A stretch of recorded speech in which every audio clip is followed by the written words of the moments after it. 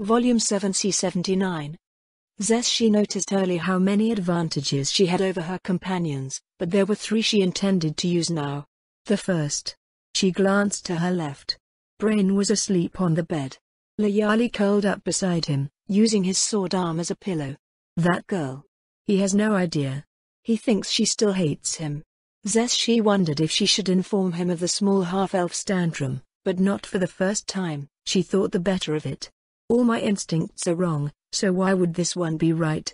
She remonstrated herself and slid her legs off the bed. Layali, thankfully, had gotten into bed with Brain after the human fell asleep, after lying in bed with Zeshi for a brief period at least. The child's warmth and affection were more welcome than the elder half-elf wanted to acknowledge, and when asleep, the picture of the word cute. The urge to pat her head came up far more often than Zeshi could quite understand. But now they slept, chests rising and falling, the soft sound of Brain's steady snoring, and not without cause, Layali's breathing was synced with that of her human guardian. It was Zeshi's ability to go without sleep that she counted on first, and it held true. As the pair slept, she slipped out of bed, dressed, and slipped out the window. Her black and white hair caught the wind and danced at her back. Thanks to being right at the border, Zeshi had at least one thing she could be confident about. We have an agent here. That was the second thing she counted on. Some member of the Aganti at the least. She thought, though the agents were under Cardinal Dominic's command, any scripture member could call on them in the field or when traveling, and the agents were obligated to respond if it could be done without blowing cover. The half-elf tried not to frown as she searched for the tallest possible building. She couldn't pinpoint just why she didn't like them, but dealing with them always left her looking over her shoulder. She spied a building of sufficient height, and with a few quick leaps beyond the limits of humanity, she was at the top of the roof and sat down with her legs stretched out and leaned against the thatching of the high roof. The straw was old, a little moldy, and damp, but it was soft and tightly bound at least. She then puckered up her lips, and blew. To most of the world, the whistle she let out was meaningless, either dismissed as noise on the wind or an idle passerby. But in fact, it was no mere whistle. They were directions on how to find her. She repeated her instructions again, and again, and again, before she saw the hand come over the top of the straw. Then a hooded and cloaked figure scrambled up to join her. Did it have to be up here? He asked in a hoarse whisper. If I knew where you were, it wouldn't have to be, she said without moving as the Aganti field agent moved to seat himself at her side. Name? He asked and took out a piece of paper and a quill from within his cloak. Scythe. She responded with her weapon identification and brought her knees up to her chest. She rested an elbow on her knee and then her head against her fist, then looked the agent over. He wasn't much to look at, but then, that was usually part of their disguise. Probably even his struggle to get up here was a lie, she thought. Need? He asked as he scribbled down her name. Send an urgent message to Senator Coney, captain of the Black Scripture. Tell him I need a few things, and to step on it, or I'll tell Raymond his little secret. She wore a little smirk on her face, and the Aganti wrote as she instructed, but then paused to ask. What secret? I have no idea. But Raymond told me that everybody has a secret, so one day I used that line on Senna to get him to pick up some things for me, and he did it. So now whenever I need a favor, I just say that. Knowing him, he's probably just taking extra naps or something. She laughed, but the agent did not. If anything, his shoulders slumped and he grunted at her answer. Fine. What do I say you need? It didn't take long for her to go over it all, and when she was done and he was about to go, she cleared her throat. He was halfway to his feet when he glanced back at her. Yes? He asked, his eyes roving over her one more time.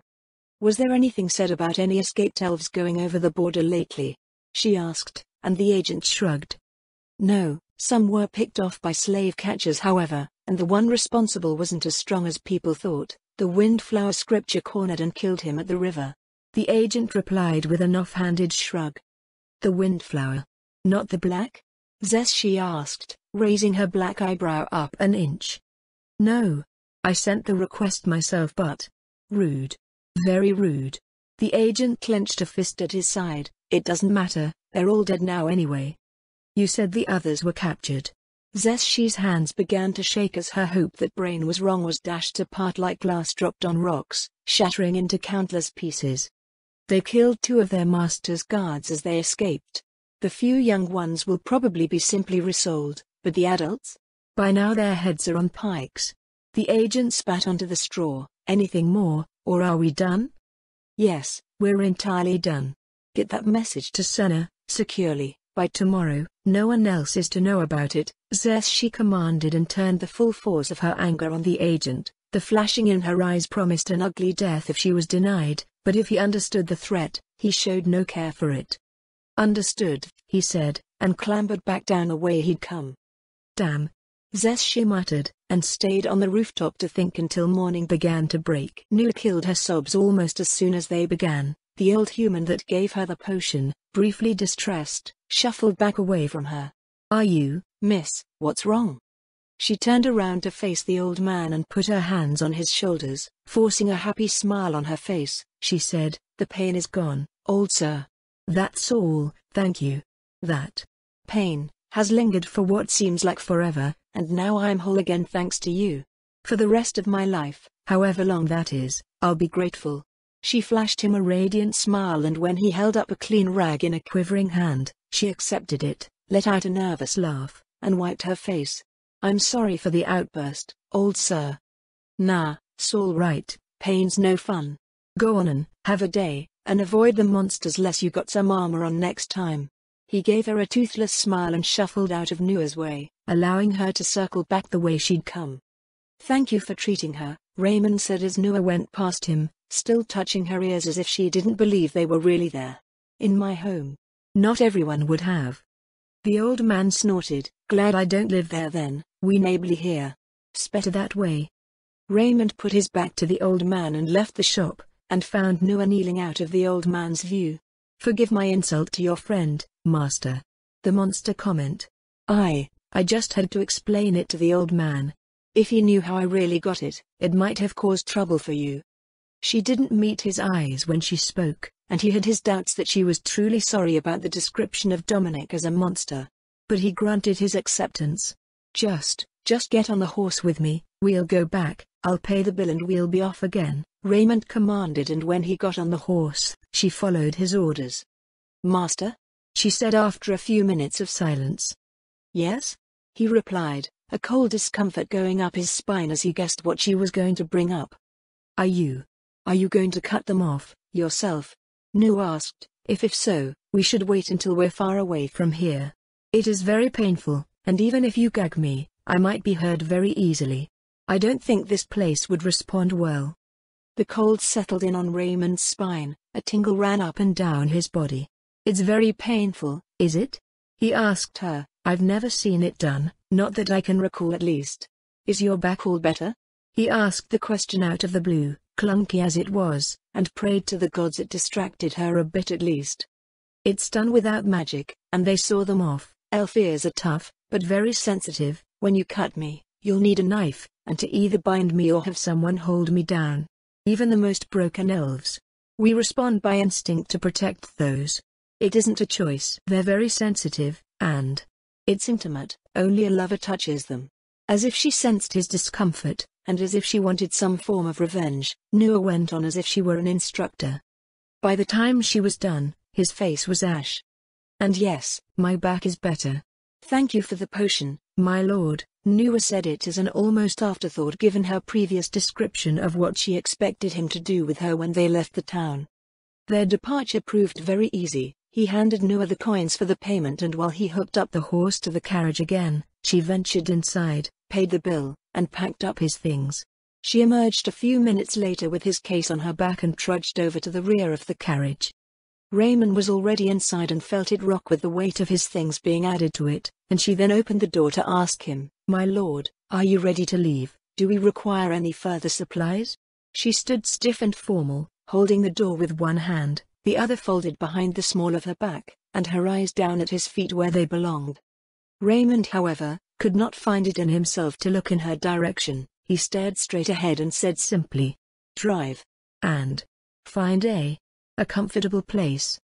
Master, Nua said, then shut him within, and he was alone. He folded one leg over the other and rested his hands on his thigh as the carriage lurched into motion, and he listened to her crack the whip over the horse to get them moving. "Just make it quick," he muttered to himself. "You've killed more than you can count, you've wounded even more than that. What's a few quick slices? She'll barely feel a thing if you do it right. Nobody is better with a knife than you are," he told himself. He uncrossed his leg and set his foot flat on the floor. He glanced to his right and left. The light was streaming in. He yanked the curtain closed, and the carriage closed in around him like a prison. He put his hands at his side, pressing into the stuffed red cushion of the seat. "She's just an elf. Why are you getting so worked up about it? This happens 100 times or more a day in the theocracy, more than that if you count the half-elves." He didn't really speak the words, he only mouthed them. "You're just doing what the gods demand. A few quick cuts, then it will be over." He crossed his legs again and put his arms on the back of the seat. "If it were that bad she'd beg me not to, like when we first met. She'd ask. Or plead. Or she's driving my carriage, she could have run away." He still couldn't verbalize it, but his silent conversation continued as the carriage rolled on. "She must have done something to Dominic to deserve what he did. That's how her back got hurt, that's why her ears are healed. This is all her fault," he told himself, and uncrossed his legs. He shifted on his seat and then pushed himself into the corner where the seat met the carriage wall. "She's probably exaggerating. I mean, they're just ears, so what if elf tradition makes them something that important, and maybe it doesn't? She's probably lying about that to save herself a little pain. It's just a few quick cuts on the orders of the gods," he muttered at last, giving voice to something. "Elves have been killing my friends for generations. Why shouldn't we have a little revenge? It's not like she'll die. It's a fraction of the pain her people have caused." He lay down on the cushion and looked up at the ceiling of his carriage. "I'm even letting her pick the place, most wouldn't even give her that much." He let out a weighty breath. "It's no worse than what Zeshchi tried to do to herself," he told himself, recalling the story of Zeshchi trying to sever her own ears. He stopped the thought dead. No, she didn't succeed, did she? She tried and failed. He recalled, and the slave's claim of the kind of pain it caused, gained substantial significance. He heard the downpour begin, the rain battering the outside of the carriage. Though there was no lightning flashing, the thunder's rumble was steady at least. For a little while, the noise of the rain helped deaden his mind. He reached to the slat between himself and his driver and slid it aside. "Are you all right out there?" he asked. "It's just rain, my lord," she answered, her voice raised to cover for the noise that surrounded her and the rain that was drenching her. It didn't last. The rain came and went in only a handful of minutes, a mere flash storm. He ran out of time to think about it when he felt the carriage begin to slow down. He opened the curtain and looked outside. It was still overcast with thick grey clouds hiding the blue sky, but the morning fog was gone and the rumble of thunder was now very far away. One look told him that nobody was around for miles, and there was a small cluster of thin trees waving back and forth in the breeze as if beckoning them over. The carriage rocked as she dismounted. He felt it sway back and forth, and then she was at the door, standing there holding it open. "There, my lord," she said, pointing toward the trees. "We will not be disturbed. There is no one around for a very long way." Her stony expression showed no emotion at all, a far cry from her previous waxing and waning between elation and despair. Water ran down her face still, and her clothes were soaked. As he descended from the carriage, she held out the whip she used on the horses. "You will need this," she said, and when she met her eyes, it was he who looked away after taking the whip from her hands. She squared her shoulders and began to walk in front of him like an unapologetic prisoner toward his execution. Her back was straight and her steps were measured. The grass bent and fell away in the path of their steps. The grove of trees was a fair distance away, but neither she nor he broke the rhythm of their steps, though the steady squelch of mud did not stop marking time for them. She moved within, her hand caressing the pale grey bark of the trees. She looked up and down the trunk, and Raymond had to wonder, what is she thinking now? Wishing she was home? Wishing she was far away from here? Puddles were abundant, though she made a point of avoiding them. She went down to her knees and bent her head forward. "May I have something to bite down on, master? It's no worse than branding cattle. It's no worse than branding cattle." He tried to tell himself as she reached up and with delicate slender fingers, began to caress her ears for what was to be her last time. He went to the nearest tree and drawing out one of his knives, he severed a part of a branch. He could feel her watching out of the corner of his eye while he stripped the bark and knots away from the wood and cast them aside. "You are skilled with a knife, master." Nua praised him, and at that, she sounded even genuinely admiring. "It's my primary weapon. Monsters never expect a human to want to get close, so I do. The unexpected is a potent weapon," he replied. She said and fell silent. "I'll try to make it hurt as little as possible," he promised. She looked up at him with her eyes wide as blue stars, and opened her mouth without speaking. He put the improvised gag between her teeth and she shut her jaw on it, biting down hard. Her breath quickened when Raymond stepped behind her. She was not the only one. "Your people have been killing mine for generations. I lost more friends than I can count to your king and his armies." Her breath was muffled by the gag, but he could feel her panic rising. "The gods themselves demand this. Not me. I'm just their instrument. I don't hate you personally. I just have to," he said, and he could feel her body tense. He recalled her words, that she would fight. The whip she gave to him was still folded under his arm, but it fell into the mud when he reached out to grab her left ear. She began to scream into her gag, her eyes popping open. She fell forward into the mud and threw her hands forward, but an instant later, she realized he hadn't touched her at all. She rolled over, looked up, and he was stiff as if a paralysis spell had caught him and held him fast. He was looking down into the puddle at her side, and, sensing the danger was at least briefly past, she pushed herself up to her knees and looked as well. Something dangerous, a treasure or something? She wondered, and caught sight of what stopped him. From where she was, covered now in mud and kneeling beside it, she could see both their reflections staring back at them. Raymond's knife began to quiver, and he shoved it back into his sheath. "This isn't the right time, right place. I just healed you after all, and it doesn't seem fair. You just got an injury healed, and it was expensive." He felt a lump in his throat. He swallowed it and smacked his lips. We shouldn't take time for this anyway. We can do this later. The gods don't give a timetable. I can. We can wait until we're on our way back, after we're done in our winter," Raymond said, and Nua's ears began to wiggle up and down. It was cute, arguably. She stood up, spat the gag into the puddle where it landed with a splash, and turned around. "As you command, master," Nua said to him. The fear and panic she must have felt were gone and the empty voice returned. Her face was as blank as ever, and it was anything but thanks that she gave to him. "I will clean the carriage at our next stop, master," she said after he returned to his seat. He said nothing as the door closed him inside again, and only when the carriage began to lurch, did his body begin to shake from head to toe as it had on the day of his very first life or death struggle. Volume 7 C80. He didn't cut me. The thought ran through Nua's mind on a loop as she drove the carriage on. Her ears wiggled up and down still, and more than once she reached up to touch them just to confirm they were still there. Why didn't he cut me? She asked herself that question every time she felt the wiggle or felt the tip of her ear. If he weren't a friend of Cardinal Dominic, and if he weren't a cardinal, I'd think it was conscience. Or pity. She loathed the word, but against it she felt confident that she was secure. Monsters have no pity. Even if he does. Even if he leaves them intact this whole time, when I'm returned to Cardinal Dominic, they're gone again. She cracked the whip well over the horses, urging them to quicken their speed. The overcast sky was slowly changing and the sun was breaking through in places, and as the hours passed her clothing began to dry, the mud on her clothing began to fleck away rather than drip, and she brushed her hands over it in places to cast it aside, back down to the road below and leave it behind. What was he thinking when he stopped? All he saw was our reflection in the puddle. Nua asked herself that question too, and thought back to the man who bought her with violent intent who couldn't go through with it. That one wasn't all bad, she murmured and watched the horses race ahead toward the far-off horizon. I have to understand him. The more I understand, the safer I am from harm. His fondness for knives was a point she made special note of. That is some common ground at least, even if I don't get to use them for the same things.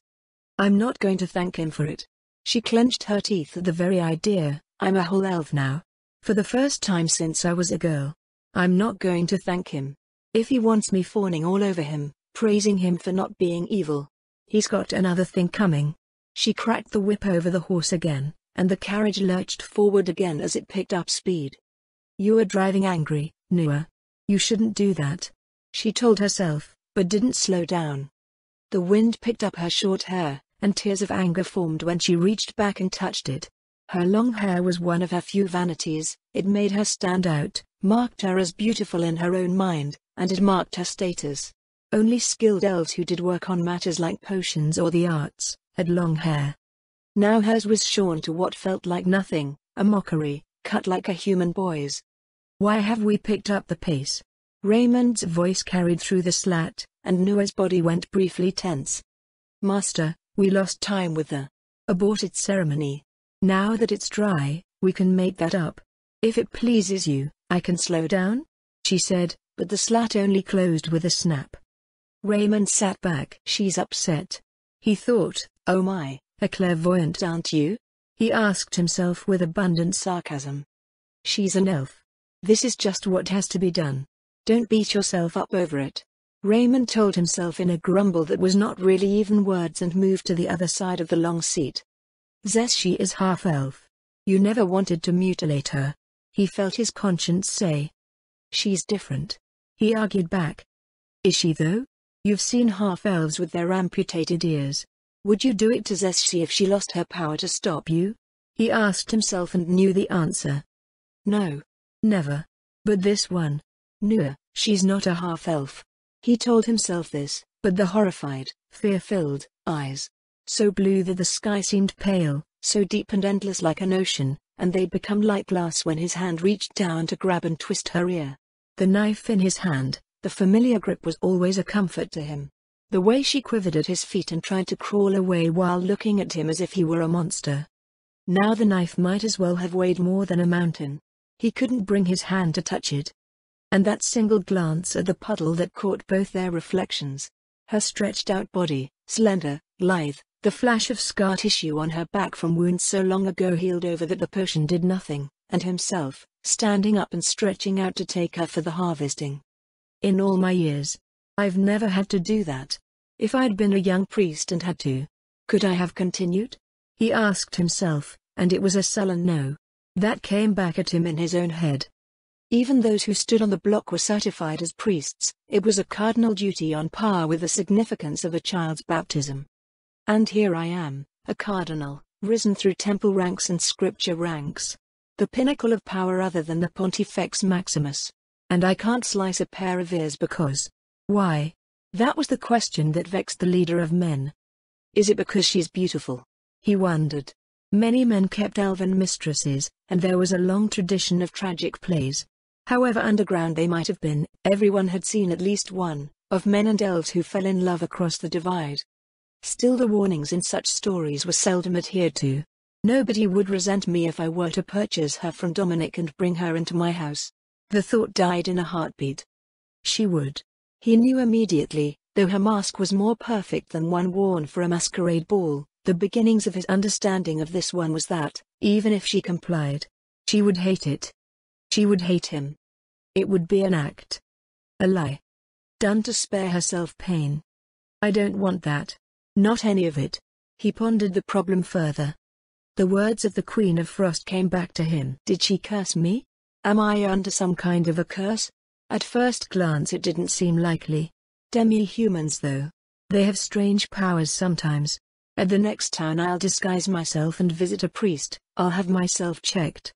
He glared at the slit. On the other side of the wood of the carriage, the elf drove on, oblivious to his murderous thoughts. He couldn't see his driver.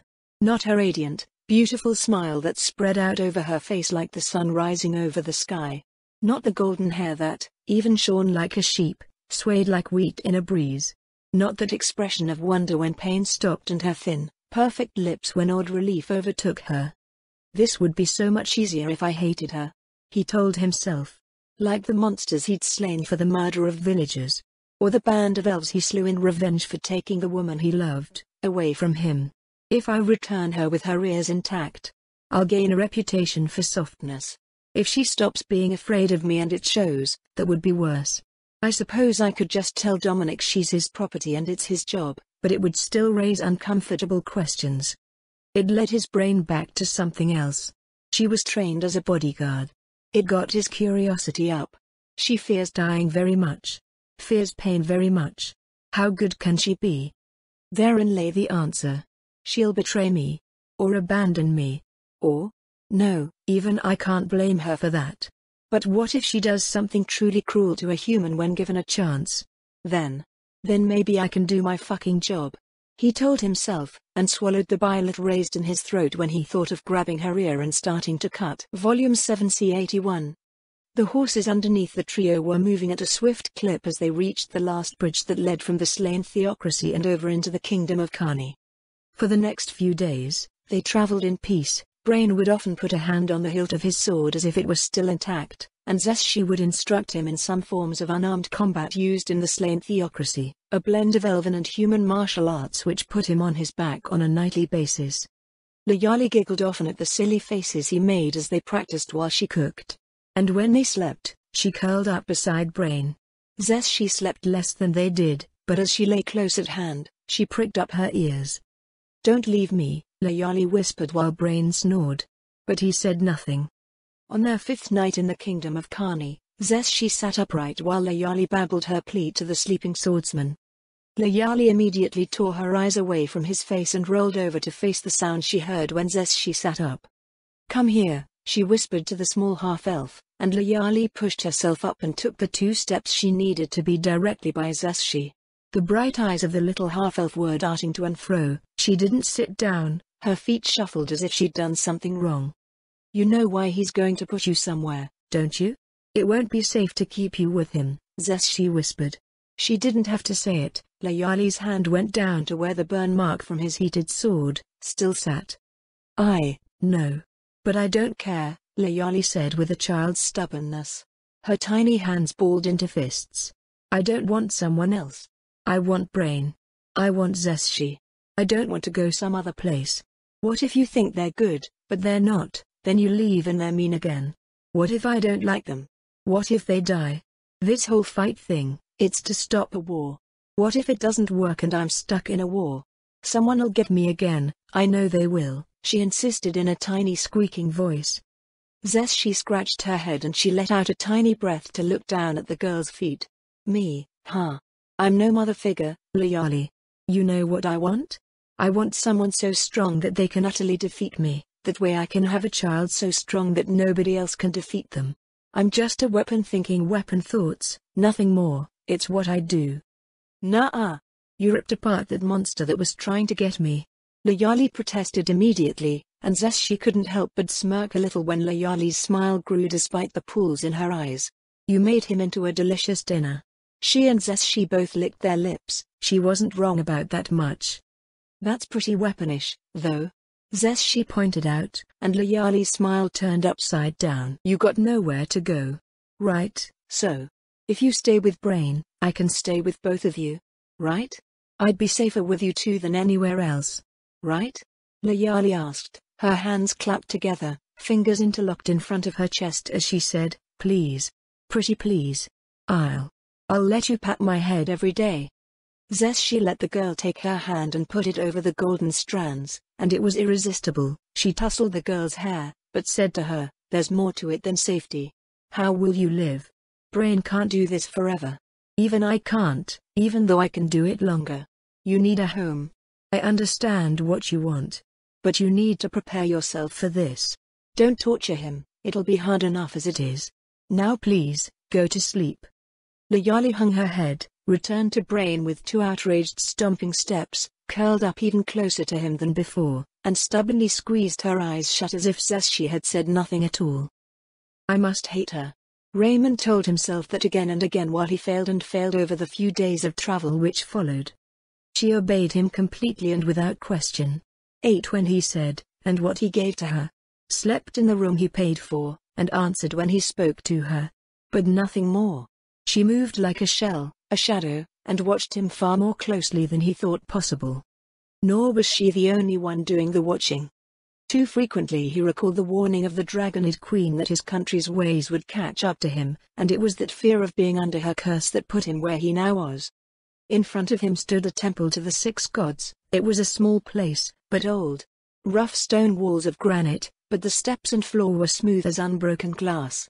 "Wait here, slave," Raymond said, and pointed to a space a few feet away from the stairs. He couldn't look at her when he said it. When he tried, the memory of that beautiful face twisted in terror when he drew his knife, brought bile and shame up to his throat. "Master," she acknowledged and went to stand a few feet away.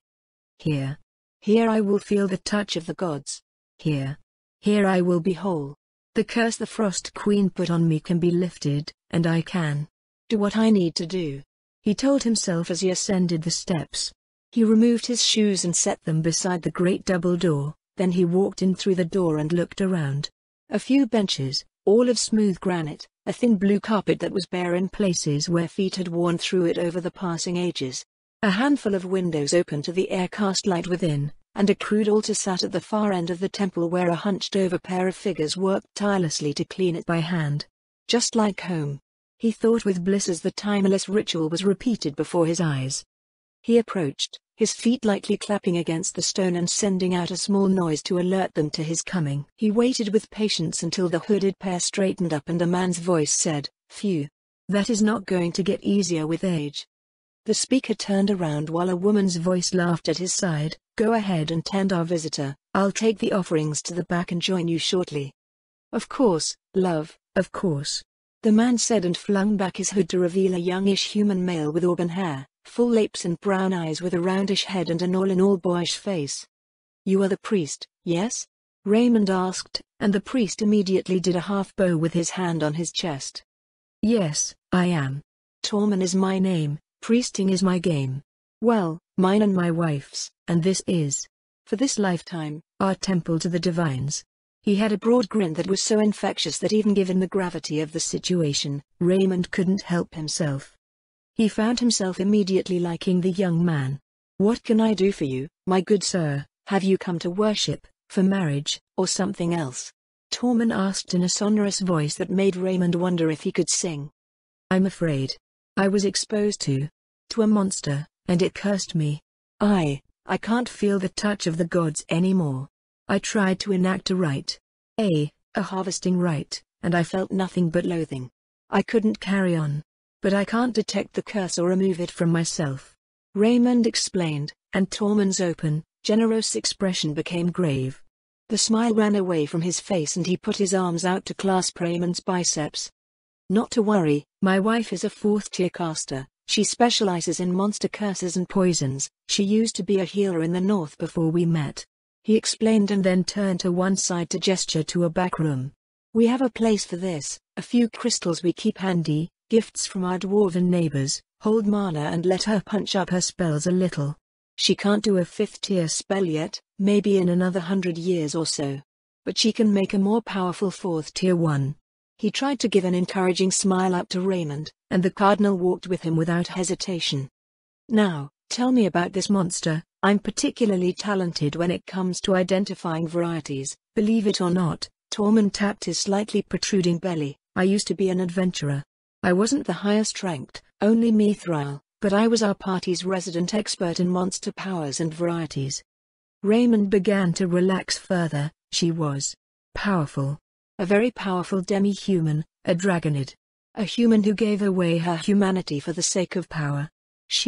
I don't know how she did it. I never heard her cast a spell, but the viciousness and violence in her eyes, I could see she must be the one.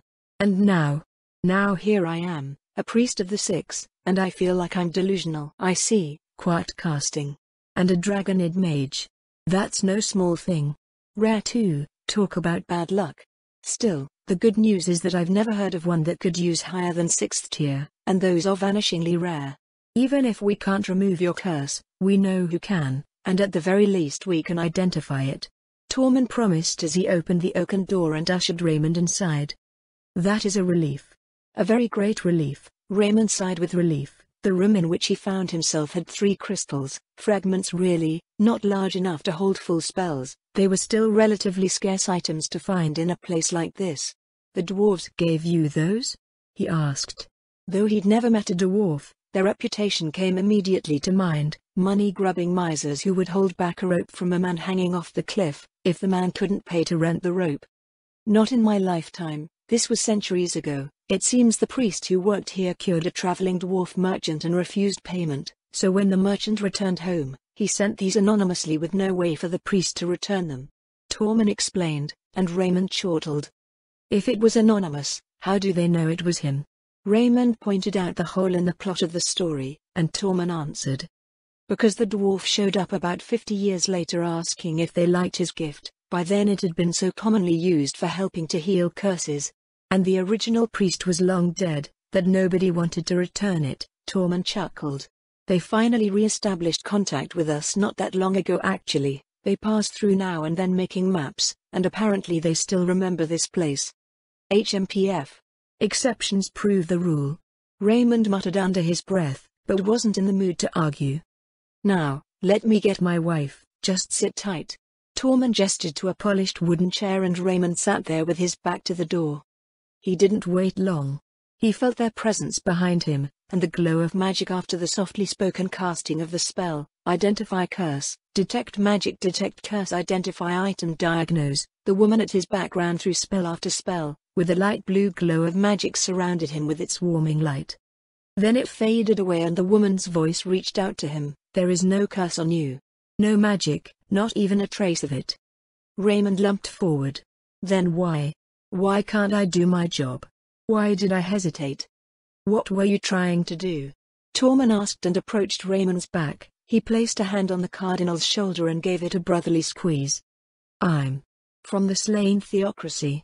My colleagues sent me an elf to act as my attendant and bodyguard. I had her healed from an injury, and the potion's unintended side effect was that it restored her ears. I was going to harvest the parts commanded by the gods. But she looked at me. I saw us reflected in the waters of a little puddle nearby. I couldn't do it. What else could it be if not a curse? He asked and looked over his shoulder just as the woman threw back her hood to reveal the ears of a dark elf. Raymond sucked in his breath, a mix of pity and hatred poured on her face. She glowered at him. Her still outstretched hand had begun to have tremors and she stepped back from him as if he were a monster. Her husband stepped slightly to the right so that he was in between her and Raymond. There's nothing sacred about it. That's not a rite, that's a mutilation. Tormund hissed the words through clenched teeth. Raymond spoke in a hushed whisper as if he were witnessing some horrid conspiracy. A dark elf. In the Temple of the Six. The ones who chose humanity. We don't believe that here. The dark elf spoke with a crisp snap of a matron. Her shaking hand became an accusingly pointed finger. What you feel isn't a curse, scion of cruelty. I can tell you what it is, and may it burn you like fire. Raymond's eyes opened farther, almost bulging as the dark elf dared to reprimand him, a human and a priest of the gods. But her claim to knowledge stopped him from shooting to his feet. Empathy. The dark elf priestess said. Empathy? You're not serious?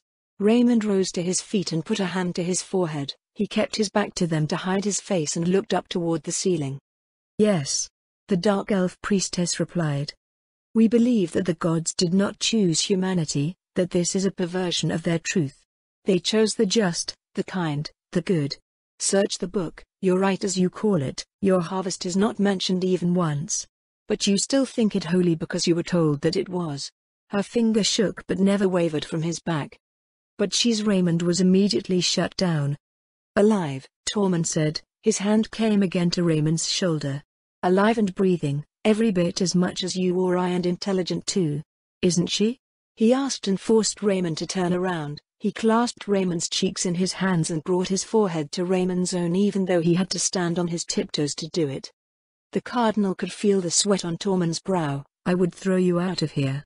Cast you out of this sacred place right now. Except I believe my wife.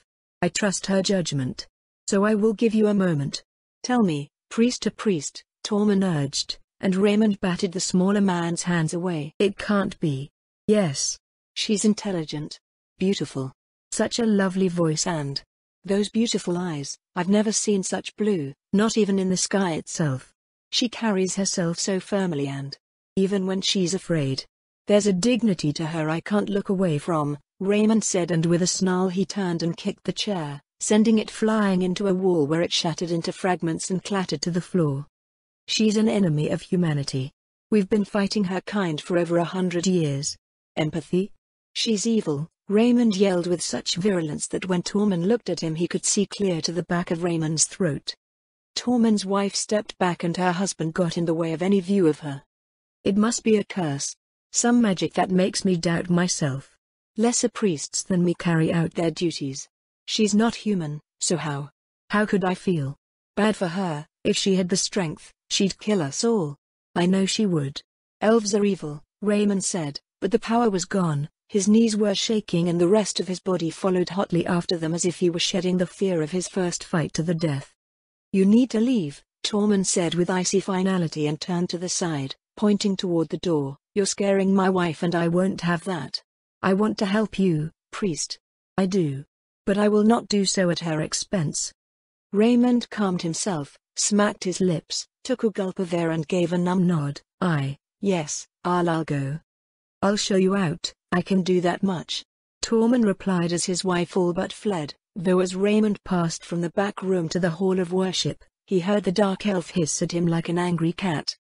As they made it to the door and passed from beyond its shadow and out into the light of day, Tormund grabbed Raymond's bicep one more time. Raymond looked up at him, stopping in mid-step. One word of advice from priest to priest, Tormund said, and Raymond waited for him to speak. I don't know this elf, maybe she is evil, maybe she isn't. Elves are people just like us, they're capable of good or bad. But one thing I know, it's a whole lot easier to hurt someone if you've convinced yourself they deserve it, even if they don't, Tormund said, and Raymond yanked his arm away from the man's grip. Thank you, Raymond said, and began his descent down the steps. Nua was waiting where he'd left her, her eyes downcast and hands folded in front of her. Did the priest relieve you of your curse, master? She asked. Raymond said nothing when she spoke. He looked her up and down and said, just give the carriage. A tiny murmur followed, yes, master. As she left, he saw an opportunity. She's evil. I'll prove it, I'm not wrong. Members of the Black Scripture learned many arts, some were trivial, some were powerful, but what made the black, was that they used even trivial arts to maximum effect. 'Cause a landslide with a pebble. The motto of his instructor came back to him. He waited. The streets of the town in which they were busy to say the least. Horses, carriages, the everyday routine of busy life went on without stopping. He could hear his own carriage approaching from the side street where Nua left it. She hopped down with such lithe gracefulness that even he couldn't hear her land when her feet hit the ground. Nearby, a human child began toddling across the street, no more than 5, he almost sprinted, or what passed for it before falling on the ground with a wail. Further down the way, Raymond watched a horse spring away from its master. It came tearing down the street, berserk, enraged, its hooves like thunder from the ground, gouging out the earth with its hooves. Raymond reached within his cloak to grasp the hilt of his favorite knife, but one eye was on the slave. Enemy of humanity, show your hand. He prayed to the gods.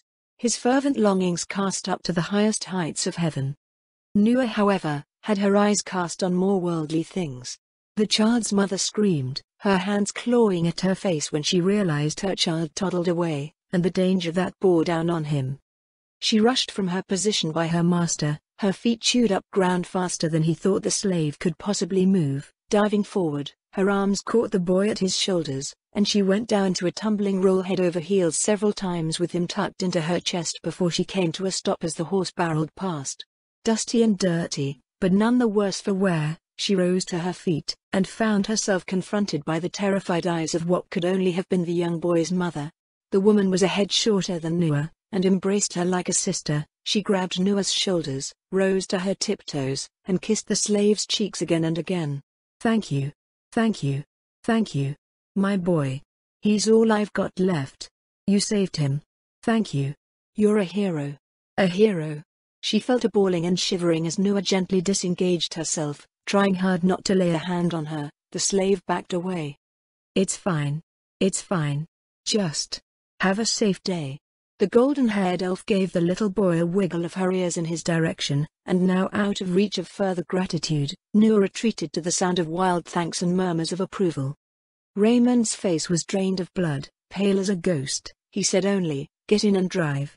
The words were so small that she barely heard them, but whether she did or not, she knew what he wanted. They reached the inn and Noah followed her master within. The simple building was of wood with the beginnings of stone expansion. Workers were laying down blocks while others were laying down mortar. He yanked his eyes away from the construction. A dwarf was standing on a crate while an elf held out documents that must have been plans, and not far away more elves worked on what must have been gardens while orcs and goblins laid or carried stones alongside humans. Perhaps the worst was seeing ogres bearing the largest loads, great lumbering brutes. And no one ran. This place. Raymond shivered while breezing past the front desk and up the stairs. He moved so quickly that Noah had to almost run to keep up with him. When he opened the door for himself he stopped and said, "You're coming in with me." "My lord," she answered, and though he felt her eyes on his back, he said nothing more, only entering and going to sit on the nearest chair. He drummed his fingers on the table, faster and faster. They were the only sound in the room. He stared at the wall near his bed. The drumming grew louder, faster. Noah glanced at him. She held her hands in front of her waist, then folded them behind her back. Then she went to stand at his side and shuffled her feet before moving away. "Just kneel there." He pointed to the place in front of himself, out of reach by several feet. "You're annoying," he groused. She obeyed. Sweat on her dirty forehead ran down her cheek. She looked down at his feet and folded her hands together in her lap. "Why did you save that boy, slave?" Raymond demanded, barely moving his lips. Noah didn't raise her eyes. "I don't understand, master. Did I do something wrong?" "You could have been killed," he answered her, his fingers drumming faster. "I'm sorry replacing me would have inconvenienced you, master," she replied without raising her eyes, but her pulse began to pound as she felt his focus land on her at last. "Look at me, slave," he commanded, and she finally looked up.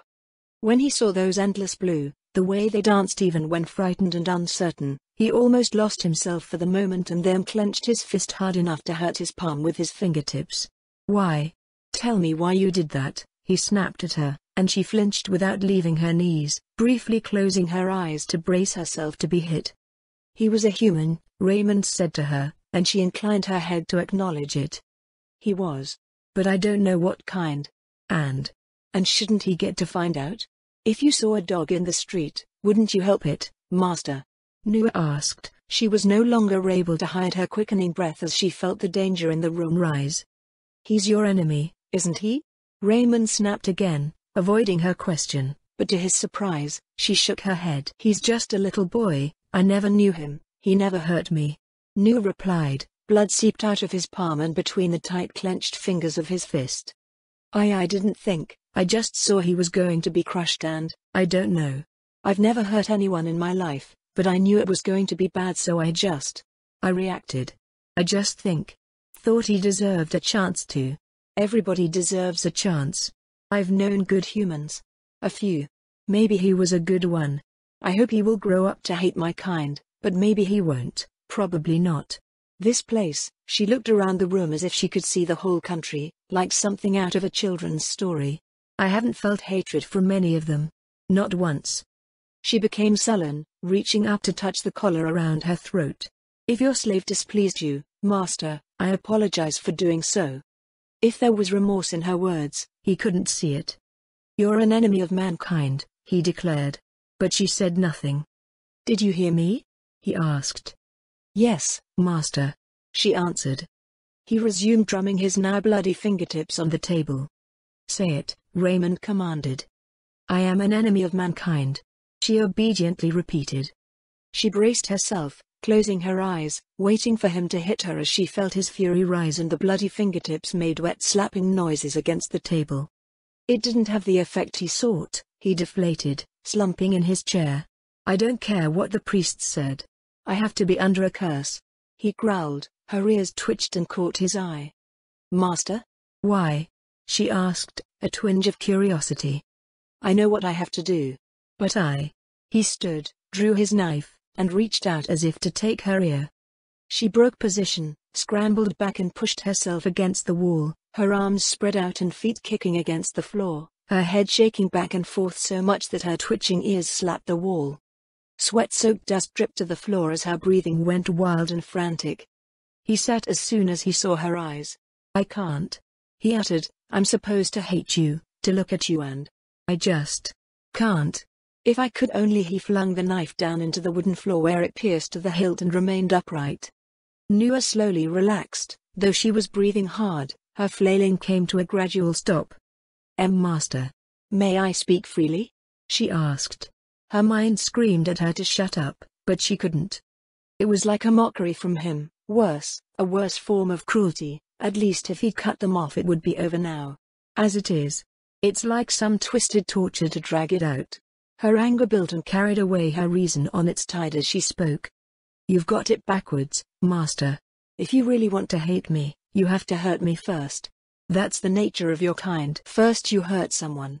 Then you find a reason to make it okay. You hate them because you hurt them, because you know you're wrong and you hate yourselves for it." She hissed the vitriolic words and glared at him. Verbal viciousness fell from her tongue without end.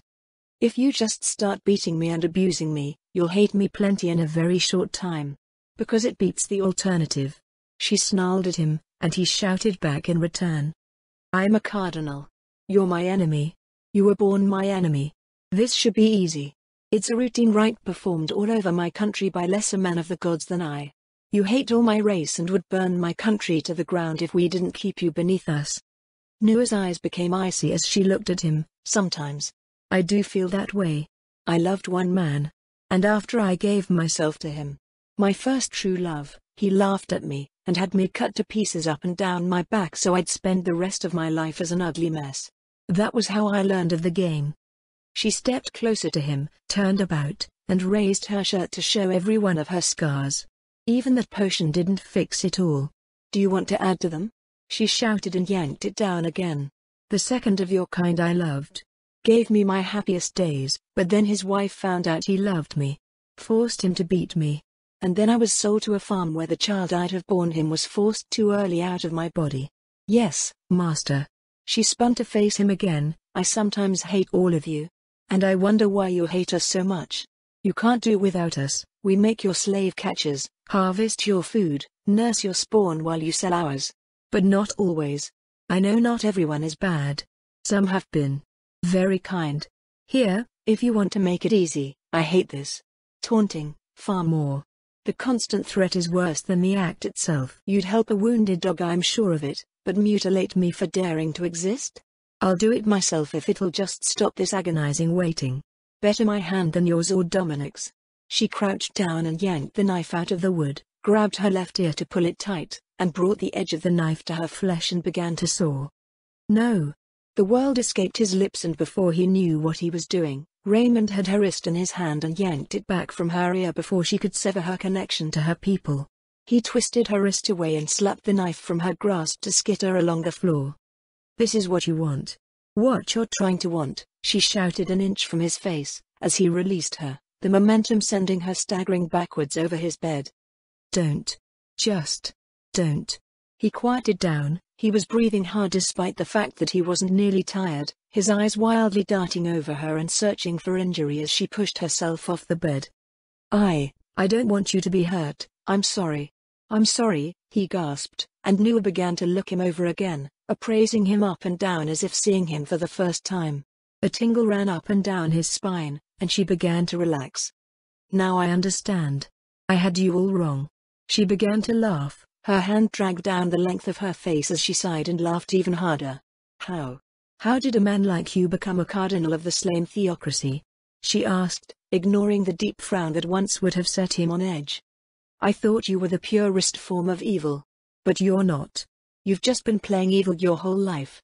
And if you can't even beat me the way your friend did, you're not good at playing it," Nua told him without a hint of apology. Volume 7 C82. The suicides stopped just as the elder elf said they would, right after the fourth day. The rest endured. Queen Draudilin's routine went on as it had for what felt like a lifetime. With one change. She carried the wood to the fireplace in the women's quarters of the estate and stacked it neatly into place. The heavy wood was a burden she was now well used to, having hauled water and wood and the limp bodies of elf and human alike since the day of her capture. The elves around her, seemingly taking pity on her as a human child, helped her often, taking most of the wood and letting her pretend to struggle more than she did so that if the Elf King saw her, he wouldn't think her to be very useful. Small favors, she told herself as she crouched down in front of the stone fireplace and taking up the spark stones, she cracked them together near the tinder. A little spark jumped out, caught, and roared to life, which she then crouched over and gave her breath to in order to make it stronger. It rose as she expected, and she cast the tinder into the wood. Her pulse raced and goosebumps rose on her skin. If one of them figures it out. She thought that 1,000 times. Thankfully, no one had, not yet. They lay about, mostly listless, occasionally looking over a book they found somewhere, though most seemed disinterested as it was written in a language they couldn't read. She reached for the chain that hung down at the fireplace and gave it a pull. Thank you. Solution. The queen praised the monster to the stars as she pulled. And released. And pulled again. Though she couldn't see it, the draconic queen knew that her crude signal was rising in a steady pattern. Dash, dash. Or if it were written, draconic queen. If they see it, they'll know I'm here. There's no way they're not wondering where I am by now, it's just not possible. Draudillan told herself while sweat sprang to her brow and ran down her face. She wiped it clean and pretended to tend to the fire, casting more tinder from the bin, and then poking at the logs. Sparks flew up from the burning wood and the fire danced around like mad. This much, sweating and weary, filthy and broken as the queen felt, with her frequently on edge nerves, her pounding heart, when she watched the flames at work, she had one thought occur again and again. Maybe I'm going crazy. Maybe I'm just desperate, but when I see the fire move, it's like the flames are dancing just for me. Ileana looked at the document in her hand, her eyes of blue scanning it several times in a row. This is very strange, she said in her lyrical way. It prompted Skarna to look up, her ears flicked up and down for a moment. You broke my rhythm, you know that once I get started, it's hard for me to stop, and harder to get going again when I can, Skarna said, a little tick jerked back on the left corner of her mouth. I know, but I'm not sure what to make of this or how to sort it. Here, take a look. The elf slid the paper across the table to her lover and partner, and Skarna set her own aside to take it up and read for herself. Her eyes moved across the page, and the tick stopped as her annoyance did. That is strange. Funeral pyres in the middle of our winter? And what the hell are smoke dots? Skarna asked, her incredulous stare found a blank-faced audience in Ileana. Maybe they mean smoke signals, I suppose? Ileana suggested. The Doppel's intelligence is random, and we don't have our best ones in our winter now. Barely anything, really. It could be that some enemy has moved in. They've pinpointed the source, but... She rolled her eyes. As you can see, the Doppel who submitted this one. They aren't the smartest. They didn't write the pattern down, so if it really is smoke signals like they use in the Draconic Kingdom, we've got nothing to compare it to. Skarna slid the paper back across the table and crossed her arms. She looked down, her chin pressed against her chest as her brow furrowed in deep thought. Almost everything we have is either helping rebuild the Holy Kingdom, helping influence the Kingdom of Demalbion, or scouring the slain theocracy for the Draconic Queen. We just don't have the intelligence resources to work in our winter. So you think we should do nothing? Ileana asked, her vibrant blue eyes were blinking rapidly as she waited for an answer. No, we shouldn't just ignore it. They pinpointed the place, that's a good start. I guess we can take 2 or 3 Doppels away from their assignments just for a little while. Just till we find out who is there, and have them record these smoke dots and see if there is anything to it. In the worst case scenario, all we lose is a few Doppels for a few days. In the best case scenario, maybe some threat has moved in and we catch it early. Skarna suggested, and Ileana nodded along. I'll get on that right away, Ileana said and snatched a blank piece of paper to write up the orders and make the request of the All-Mother for the reassignments. Ileana. Skarna spoke softly and leaned forward on the table, stretching out her hand across the divide. Her lover instinctively reached out and took the offered hand. Stop worrying. Lady Albedo is good to all those who work hard for the All-Father. If you're doing your best, everything will be fine. You're right. I worry too much, Ileana said, squeezed the loving hand, then pulled it away, picked up the quill and began to write again, albeit slower this time. Is Raymond insane? Cardinal Dominic roared in outrage as he waved the papers in his hand while standing around the table with the rest of them. No, now sit down and shut up. Cardinal Berenice snapped at him with a glare. The Draconic Queen is our ally. She went missing on our land. She probably went missing because you were so insistent that she had to take the long way, and that put her into danger. You just had to be petty, didn't you, Dominic? She slapped her hand on the table like a mother angry at her child, and her comrade only glared back at her. She deserved worse than that. Aligning herself with the northern heretics, he said and crossed his arms in front of himself. Not to interrupt, but regardless of his reasons, he did what he did and we can't undo it. Maximilian pointed out, and at his side, the wizened old Ginadine nodded in turn. Whether we like it or not, goblin riders and flying demi-humans are roaming over our lands, and whether we like it or not, they are searching for someone who must be found. All we can do is use our soldiers and scriptures to help them in the search. Maximilian opened his arms as if to embrace the idea, and then they slumped away. I don't like it any more than the rest of you. If they would have only sent humans it would have been different, but it is what it is. What do we do about it? The real question is, what can we legally do about it? Ginadine pointed out. At his right arm a law book floated in the air, and at a gesture of his hand it floated to his front. There is simply no way they could have known that she went missing on our land without coming here themselves, and more importantly, they never sought permission to do so. Raymond himself acknowledged this must have been the case. We can't undo what's been done, but we can capitalize on how. The old man's crusty smile was enough to bring silence even to the fiery-tempered Dominic, and the outraged Cardinal of Wind sat back down to hear his colleague's words. We've ignored the kingdom of Demalbion. Or rather, not ignored, but we haven't paid the mind to it that we should have. Who really thought those beasts could create an actual kingdom? I thought they'd fall apart in the first year after they stopped fighting the Holy Kingdom. Ginadine pointed out, and the other cardinals nodded along in sullen agreement. But they haven't, and their queen seems dead set on continuing. They're putting a lot of work into helping the blasphemers and heretics of the north. After Zeshi wins us the Baharuth Empire, we'll have enough resources to bring the pain to that upstart. If we ally with the Holy Queen, we can pinch the monsters between us, and there are even humans there. Perhaps we can turn it into a new human kingdom. Ginadine pointed out. I see. Learn how the monsters do things based on their searches, maybe start scouting their lands. Disguise some as Riesti's merchants, and use this time to prepare to destroy them after everything is settled down? Maximilian guessed. You're forgetting one thing. Berenice pointed out, the Holy Queen married the Allfather of Nazarick, she even bore him a child.